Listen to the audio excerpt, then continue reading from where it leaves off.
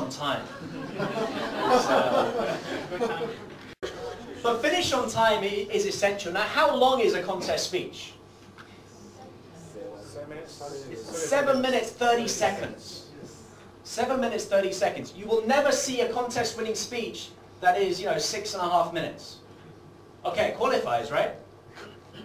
Doesn't it? I mean, 6.5 minutes qualifies, but you'll never see a contest winning speech that doesn't use the full time.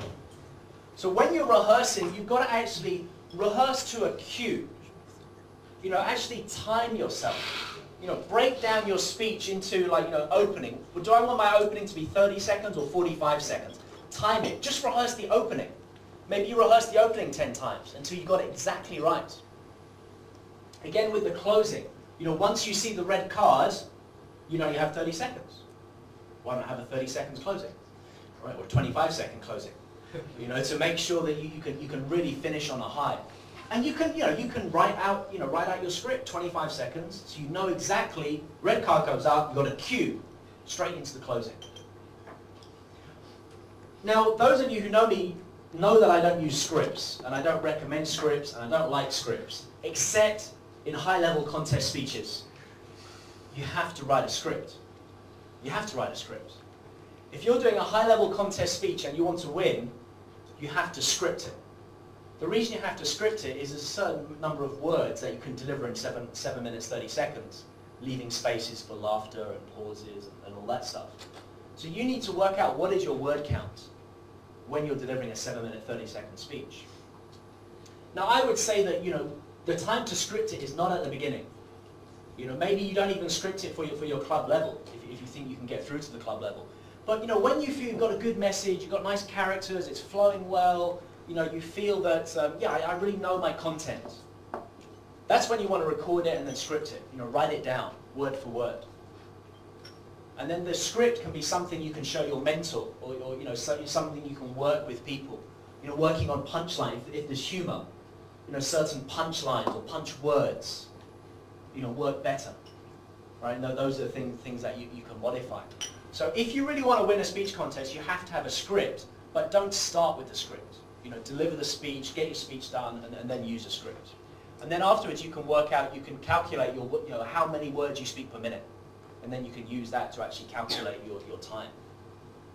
So finish on time, use cues. The interesting thing that I've noticed from looking at these speeches, I mean, obviously there's a problem-solution structure to all these inspiring speeches. Here's a problem, it's really great, oh my goodness, oh I got through it, wonderfully. Call to action, right? Problem, solution, call to action, right? PSA. But what I've noticed is actually the structure for the contest-winning speeches is never really the typical, what we learn in Toastmasters, body 1, body 2, body 3, opening, conclusion. I've noticed that they don't really have 3 clear body sections. But they tend to go through anecdotes. So Darren LaCroix's anecdotes, he had something about his Subway sandwich shop, then he had one about being a comedian, then he was talking about someone, the rocket guy who was in his hometown, and he had about like 4 or 5 different anecdotes. I noticed the same thing with Jim Key and Ed Tate. Ed Tate was a story, like the whole thing was just a story. So with your structure, you can be flexible. If you feel you've got like a few little stories to tell along the way, you can put them in. You don't have to go the 1, 2, 3, body 1, body 2, body 3. But really the flow is important, right? As Ingdam was saying, get to the conflict early. In the first minute of the speech, we should know what the problem is. Is somebody dying? Is a business going out of business? Is your children laughing at you because you're crying in the movie theater? Are you falling off your bike? Whatever it is, get to the conflict in the first minute. And then, how you resolve that, you can be a little bit more flexible. So I would say that, when you're thinking of your anecdotes, think of, go back to tabletop, like the 1-minute speeches, short anecdotes.